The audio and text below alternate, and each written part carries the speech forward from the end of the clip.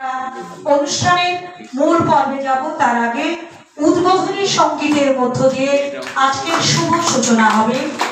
সুন্দর মুহূর্ত, প্রত্যেকে একটু ফটো ফ্রেমে বাঁধিয়ে রাখবেন আপনাদের মুঠোফোন যাদের কাছে।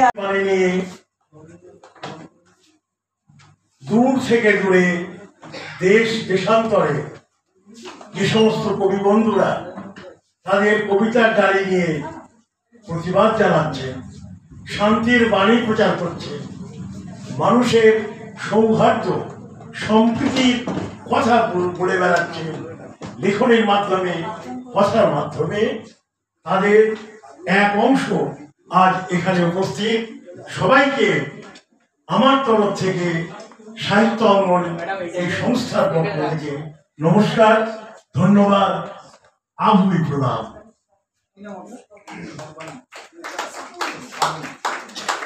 সাহিত্যের কবিতা যে প্রধান উপপাদ্য বিষয় হচ্ছে প্রেম, প্রকৃতি, প্রতিবাদ। এর থেকে উৎপন্ন হয় কবিতা। সুতরাং আপনারা আপনাদের কলমের মাধ্যমে, লেখনের মাধ্যমে, আপনাদের জ্ঞান গরিমার মাধ্যমে এই যে প্রতিবাদের ভাষা চারিদিকে ছড়িয়ে দিচ্ছেন, দেশে একটা আলোড়ন তৈরি হচ্ছে। এইটাতেই আমাদের কবিদের সার্থকতা। আপনারা যে আজ এখানে এসেছেন, আপনাদের কবিতা আমরা শুনবো, আমরা উজ্জীবিত হব, প্রভাবিত হব, আলোকিত হব, আর সেই আলোকবর্তিকা আমরা হয়ে চলব মনুষ্যত্বের দিকে, মানবতার পথে, শান্তির পথে।